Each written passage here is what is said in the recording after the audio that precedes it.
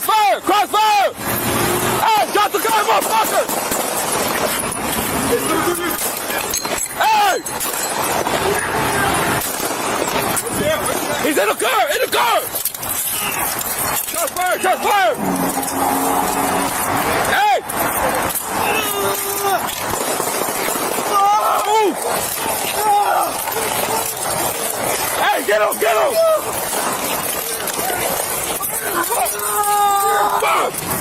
Help me pull him! Help me pull him! Help me pull him! Come on, you're okay, bro.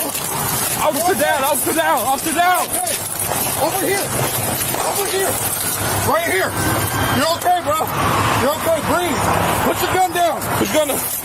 You're okay.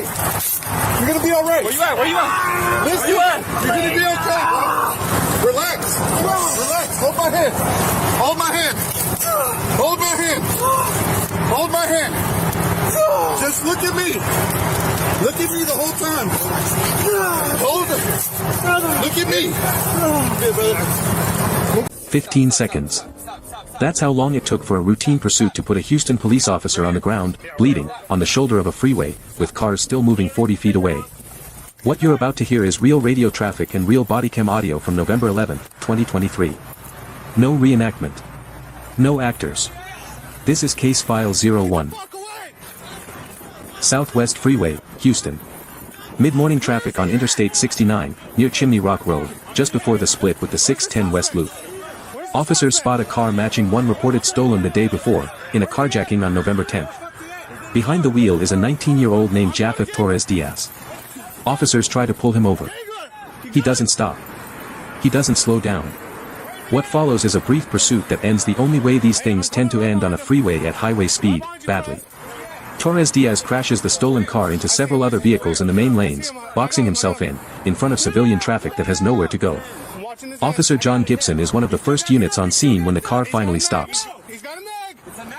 Bodycam footage picks up here. Gibson is out of his vehicle.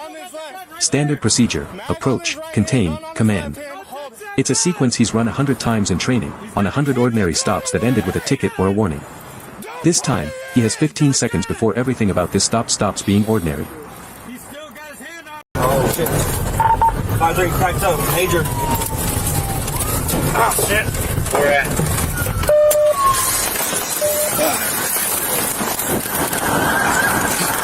Get the fuck out! Do not move! Do not fucking move!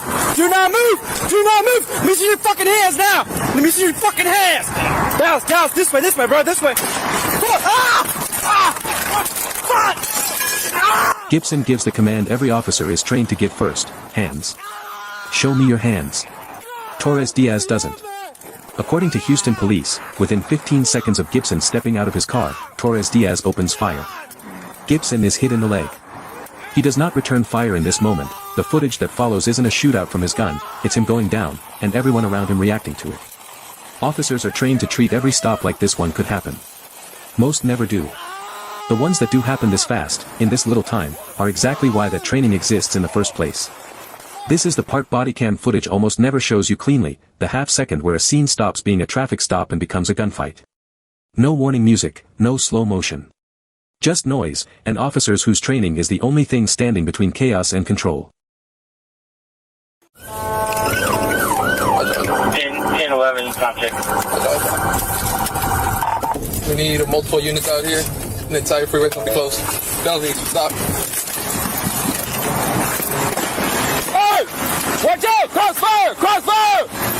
Hey! Got the guy, motherfucker! Hey!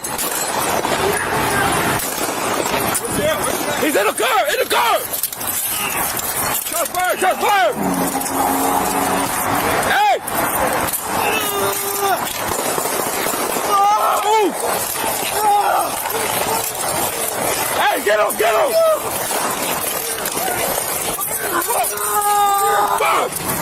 Help me pull him! Help me pull him!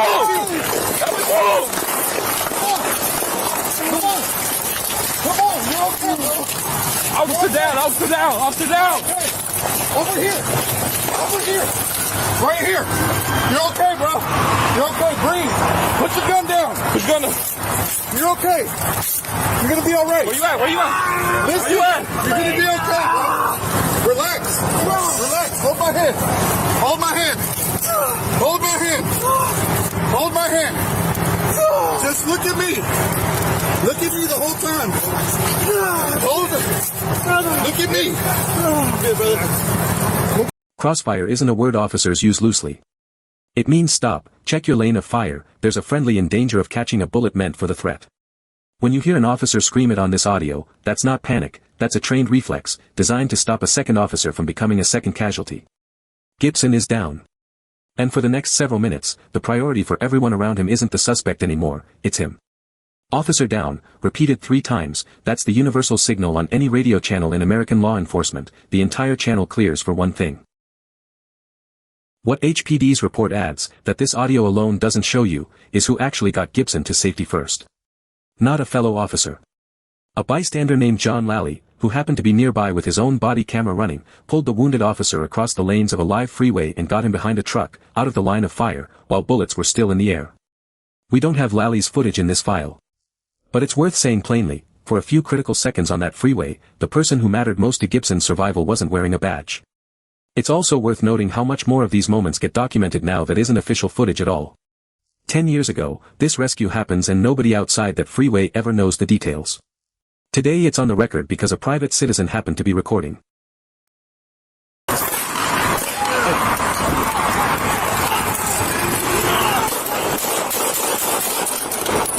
Hey, it's coming to you, coming to you! Where's he at? Where's he at? He's in the car! In the car! Hey!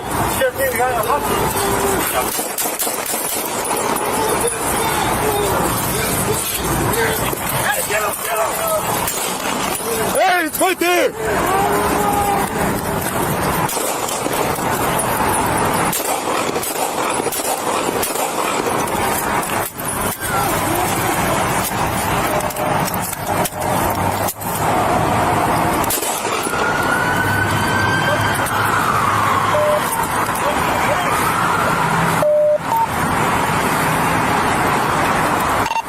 I got one suspect down. He's still moving. He's still moving.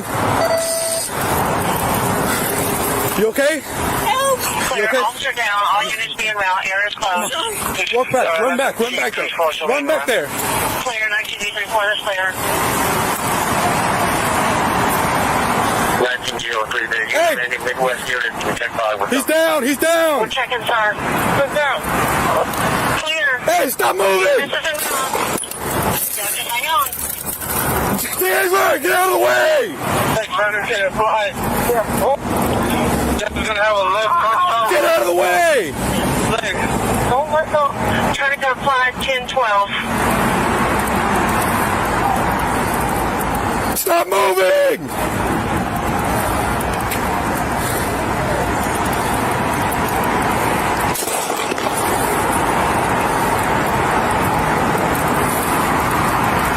We're still taking shots.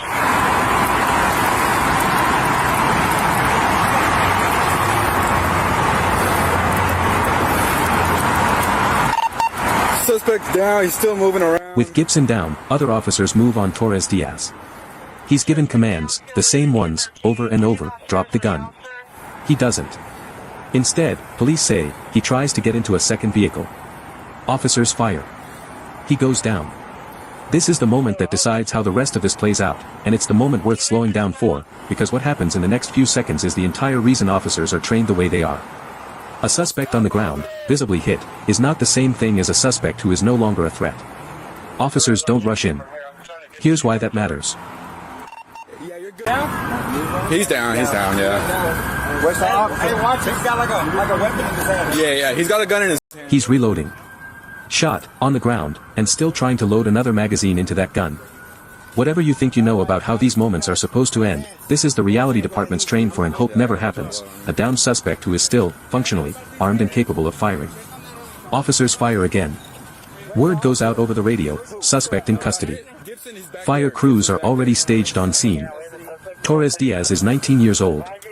He will be pronounced dead at the hospital a short time later.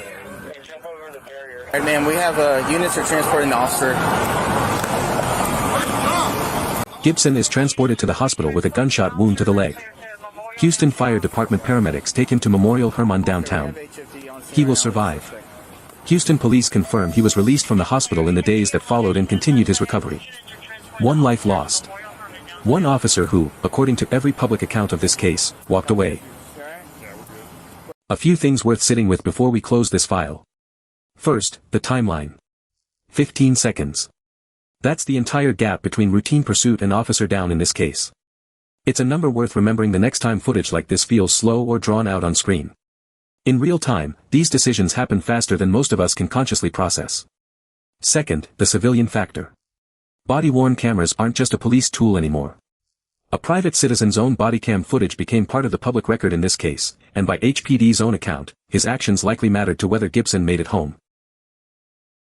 Third, context that didn't happen on this footage but matters to it. This stop started because of a car stolen in a carjacking the day before. Houston has had a real carjacking problem in recent years. Police department data from 2021 counted over 1,200 carjackings that year alone, up 10% from the year before, and up 20% from 2019. Southwest Houston, the same general part of the city as this pursuit, has consistently been one of the hardest hit areas. None of that excuses what happened on this freeway. But it's the backdrop every officer in this video is working against. A stolen car isn't just a property crime in a city like this, it's a rolling unknown that can end in a shootout on the interstate. Fourth, the legal question underneath all of this. Whether force like this is lawful in the United States doesn't come down to how it looks on camera, or how it makes you feel watching it. Since 1989, the Supreme Court case Graham v. Connor has set the standard. Was the force objectively reasonable, judged from the perspective of an officer on scene, in the moment, without the benefit of hindsight? Not whether a calmer decision was possible after the fact. Whether a reasonably trained officer, knowing what this officer knew in that moment, an armed suspect who had already shot one of them and was still holding the gun after being hit, would have responded the same way. By the facts publicly available, this incident is about as close to unambiguous as officer-involved shootings get. An armed suspect who fired first, continued to reload after being shot and disregarded repeated commands. Not every case in this series will be this clean. When one isn't, we'll say so just as plainly. Case File 01 is closed. If you want to understand how officers train for moments like this, or if you think a case deserves a second look, that's what this series is for. Subscribe for the next file. And if you were an officer, a paramedic, or a bystander who's been on the other side of a call like this, we want to hear what this footage gets right, and what it doesn't. Case File 02. May 8, 2025, on Chicago's far south side. Before there's a chase, before there's a shooting, there's a phone call. A man walks up to police and says he knows who shot him 3 weeks earlier. He's still willing to point the finger. What happens next happens because one victim was willing to talk. 433. Yes, but we just spoke to the caller. He said that he last saw the individual in the area. So any units coming into the area, no lights, no sirens. We think he's going to step out of Pudgy soon. Don't spook him away. 10-4 for the units responding to that person with the gun. The male is still in the area. Please come in, no lights, no sirens. Stay away. We're not driving in front of it. We're trying to give it a second. You just talked to my caller. You just talked to my caller about a dude that shot him a couple weeks ago? Okay. Do you know what this guy looks like? He didn't give a very good description. There it is. That's him. No, stay in the car. Hold on. 433.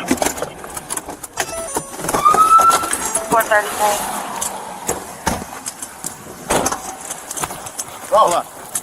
Get the car. Open the car. Open the car. Keep your hands up. Get out of the car. Get out of the car. Get out of the car. Officers know exactly who they're looking for, a suspect wanted for aggravated battery, on the far south side, in the 13,400 block of South Baltimore Avenue. The plan is patience. No lights, no sirens, don't spook him. Then somebody says 4 words that change everything. That's him. He doesn't go quietly. He gets into a vehicle and drives, west on Brainerd, then north, toward the Indiana state line, well past the speed anyone should be moving on a residential street. Chicago officers are now pursuing a suspect out of their own state, into Hammond, Indiana, a different city, a different department's jurisdiction, the same emergency. 33 is gonna happen.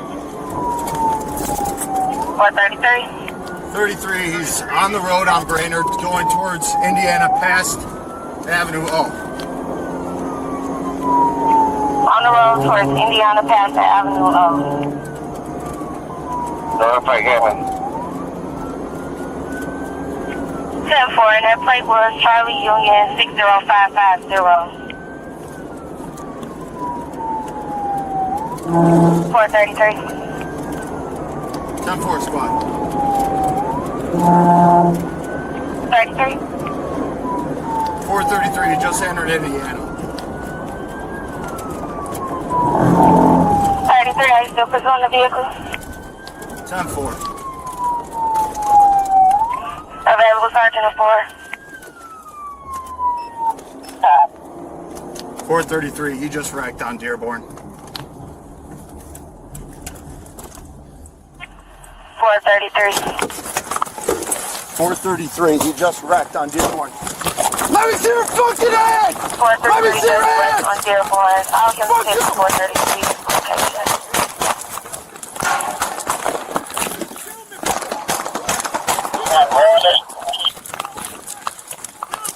433 said he wrecked on Dearborn. He was last seen going down Brainerd. 433, 10-1, shots fired! Let me see your head! The car goes over at the corner of Dearborn Avenue and Gosselin Street. According to police, the driver, later identified as 50-year-old Joseph Navarro, crawls out through the window of the overturned car. Officers give him commands. Navarro pulls a gun. What follows is a gunfight, officers and a suspect trading fire on a residential corner in Hammond, Indiana, a state line away from where this started less than 4 minutes earlier. 433, he is at the corner of Gosselin and Dearborn. He is still armed. He is on the ground.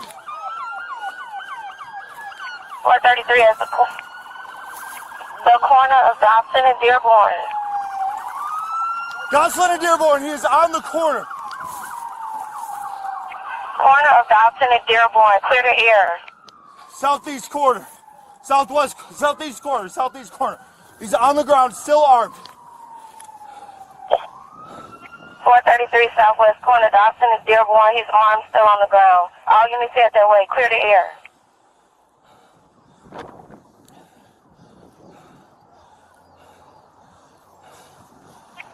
433, we got more units headed your way. 432, I see you. 424. I see him.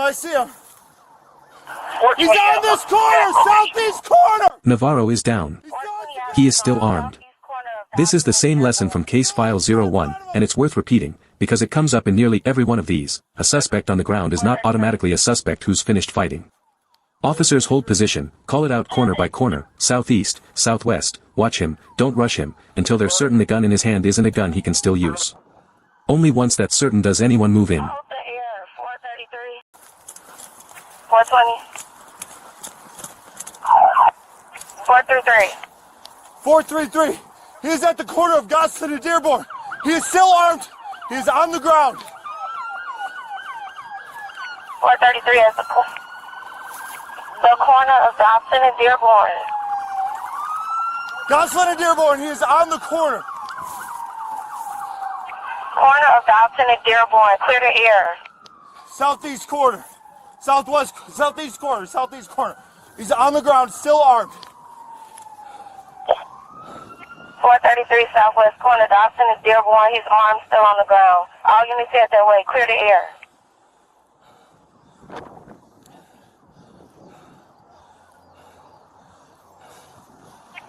433, we got more units headed your way. 432, I see you. 424.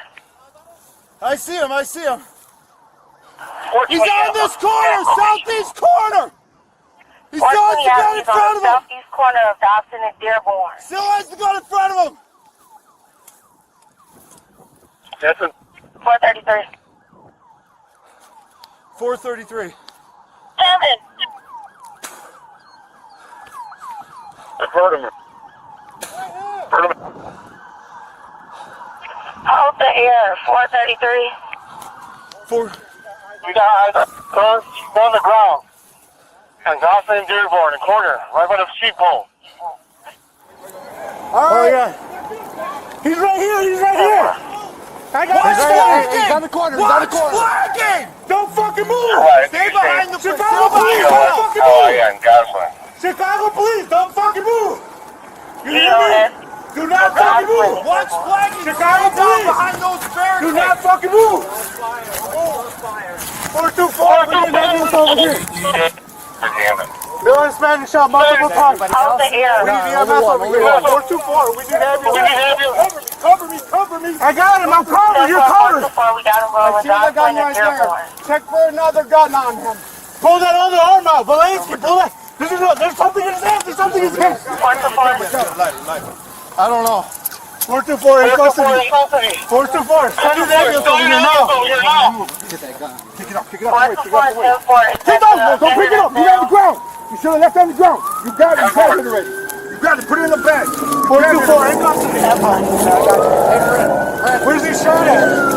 424. We gotta render in. Someone pull out some fucking medical. Where is it? So far, go ahead. Where's he shot at? In the stomach. Here, move. Let's work together. 433. Okay. The gun gets kicked clear. Someone checks him for a second weapon. And then, almost immediately, the entire tone of the radio traffic changes. Get an ambulance. Where's he shot? In his stomach. Lay him down. Let's work together. The same officers who were just exchanging gunfire with this man are now the ones trying to keep him alive. 424, where they're located. Right next to the bucket. Someone sit on that. Do not touch it. She already grabbed it. 10-4, by the time stamp for the shots fired on the take 1759. Grab his info. He's a witness. Push it ready. Any room? Two ambulances for us. You're a witness. You saw this, didn't you? He shot me. Oh, you saw something right there? I see it like 3 weeks ago. You guys got all his info? 432, 32. Big end up. Back him up. Chest seal. Get a time serve. Chest seal applied. You guys got to stay with 4290. 6 o'clock. He's the victim. 4290. And then, on the radio, a detail that's easy to miss. A woman is located near the scene. Officers ask if she saw what happened. He shot me, she says. About 3 weeks ago. This is him. The victim from the original case police were investigating in the first place is standing at the scene of the shootout that started with his phone call. By the facts publicly reported, Joseph Navarro, 50 years old, was pronounced dead at St. Catherine Hospital in Hammond. The Chicago officers involved were not injured. And because this shooting happened after a chase that crossed from Illinois into Indiana, and involved Chicago police, it's now under review by COPA, the Civilian Office of Police Accountability, Chicago's independent body for investigating exactly these kinds of incidents. That's not a formality. It's a standing structure that exists so that officer-involved shootings don't get reviewed only by the department involved. There's also a quieter, more procedural story in this case. What happens when a chase crosses a state line? Chicago officers pursuing into Indiana raises real questions about jurisdiction, about which agency's use of force policy applies, about who investigates afterward. Those questions don't get resolved on the radio in the middle of a pursuit. They get resolved later, by exactly the kind of oversight body now reviewing this case. Case File 02 is closed, pending that review. If Case File 01 was about a suspect who gave officers no room to hesitate, this one is about the case that led them there in the first place, a man who was shot, who talked, and who ended up standing at the scene of his own case being closed. We'll be back with the next file. Case File 03. Not every case in this series is clean. This is the one where we say so. May 20th, 2023, Midtown Sacramento. A 911 caller reports someone waving what looks like a pistol outside two businesses. K-9 officers find a woman matching the description near 28th and Q Street. She runs. She stops. She moves her arms toward her waistband. 2 officers open fire. Our footage starts seconds after that, in the middle of the standoff that follows. Hey, get on the ground, you're gonna get bit! Get on the ground! Get down, get down, get down! Hands! Get on stick, fired. She's down, we can't hold the gun still in her hands. No, don't grab the gun! Get the cover. Cover. I can't see then. Stay there. Ma'am, get out of the Stay car. there. Get out of the car. Put the car in park, you guys get out of the car. Hey! Don't secure my car! Go! Ma'am, come this way! Man in the blue shirt, come out of the driver's door! Come around our car! Come around our car! Do not reach for that gun! She's down, and the gun is still next to her. Officers don't know yet what we'll tell you in a minute, that it isn't a real firearm. Right now, to everyone on that street, it looks exactly like one, and the entire next 4 minutes is built around that uncertainty. Grab a shield! I need to stay right here so I can see if he reaches or she reaches for We're gonna come. Hey guys, hold on. Stay there. Ma'am, get back over here. Get back over here. We're gonna make our approach from this side, all right? No, we can't. We cannot approach. The gun is literally right next to them. We cannot approach. Hey, if you are able to slide the gun away, slide it away. We are not going to come and provide medical aid until you're away from that firearm. Either scoot yourself away. Did you slide the gun away? Slid it away. All right, get a shield on the contact team up there.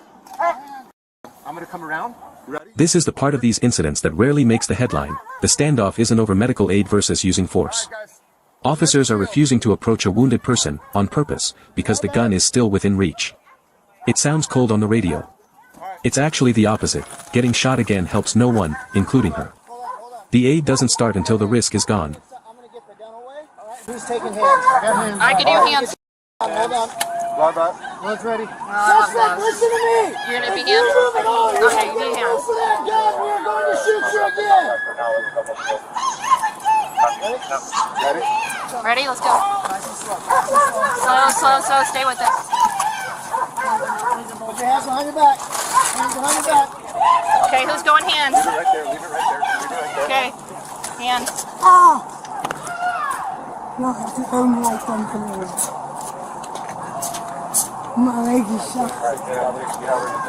My leg is shot. Who else has here? You don't have gloves, do you? No. Who else has gloves? Medical kit. Okay, all right, we'll get a medical kit. Oh, thank you. Appreciate that. I'm just gonna watch the gun, I guess. Okay, watch the gun. Okay. Shield up. Hands assigned. Gloves on. Only then does anyone get close enough to move the weapon and put hands on her.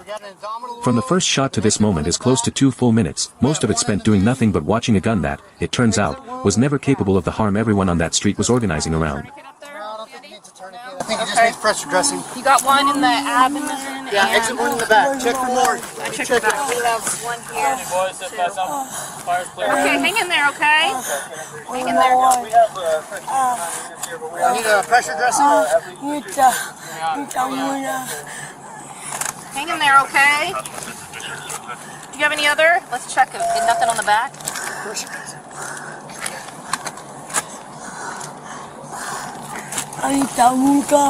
My leg really hurts. Okay, hang in there. Understand. I have to wrap it. Like scissors.